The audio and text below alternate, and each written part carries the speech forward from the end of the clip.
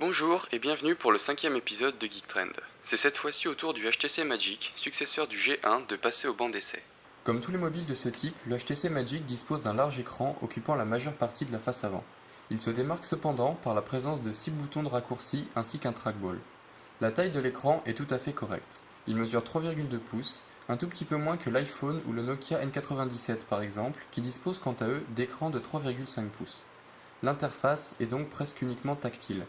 L'écran sensitif est de très bonne qualité et on retrouve enfin le confort de la navigation par effleurement. Le HTC Magic fonctionne sous Android OS dont on retrouve les 3 bureaux caractéristiques. Vous pouvez y ajouter des widgets, des raccourcis et les organiser à votre guise. Les menus sont bien conçus et faciles à utiliser. Le système Android est une réelle réussite de ce côté-là.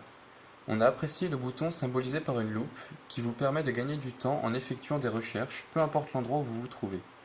Le Magic dispose d'un appareil photo de 3 mégapixels et ne se démarque pas de ce côté-là, mais vous permettra tout de même de prendre quelques clichés à la volée. Le HTC Magic reste avant tout un Google Phone. Son utilisation est donc fortement orientée web. Pour cela, il propose une carte Wi-Fi en plus de l'utilisation 3G habituelle. Le navigateur est relativement performant, mais il ne gère pas le flash, c'est dommage. Deuxième petit bémol, dans la mesure où le multitouch n'est pas géré, les zooms par pincement sont impossibles. On utilisera donc des boutons de zoom disposés en bas de l'écran. On apprécie la navigation possible sur plusieurs fenêtres, très pratique pour ceux qui ont l'habitude de passer d'un onglet à l'autre. Pour les entrées d'informations, le Magic passe au tout tactile en proposant un clavier numérique.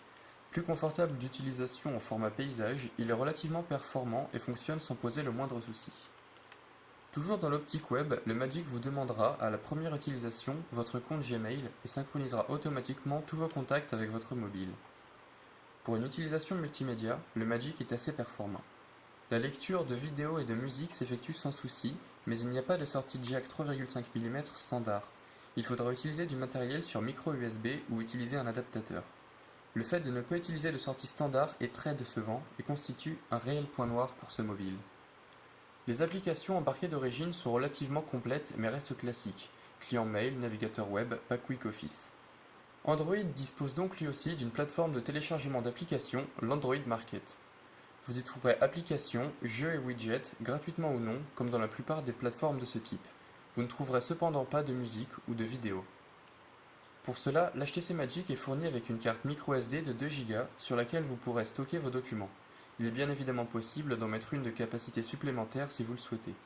Le Magic ne dispose pas de mémoire interne disponible pour le stockage des documents. Autre point important à développer, vous ne pouvez pas envoyer ou recevoir de documents par Bluetooth. Cette connexion sert uniquement à l'utilisation d'oreillettes pour le moment.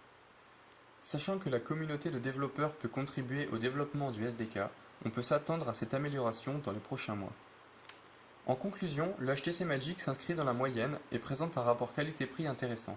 Sur le plan technique, le terminal en lui-même reste standard et son originalité réside dans son système d'exploitation Android. Si vous êtes adepte des services Google, ce terminal répondra parfaitement à vos besoins, sinon son intérêt peut être limité. Ses points faibles, comme nous les avons soulignés, sont le manque de mémoire interne, le fait qu'il n'y ait pas de caméra en façade, la connectique uniquement USB et le Bluetooth qui ne peut pas servir à envoyer ou recevoir de documents. En revanche, nous avons apprécié l'écran de bonne qualité, le trackball, les boutons de raccourci, notamment le bouton de recherche, les temps de chargement en 3G et la navigation web dans son ensemble. Geek Trend vous remercie d'avoir visionné ce test et vous donne rendez-vous au prochain épisode.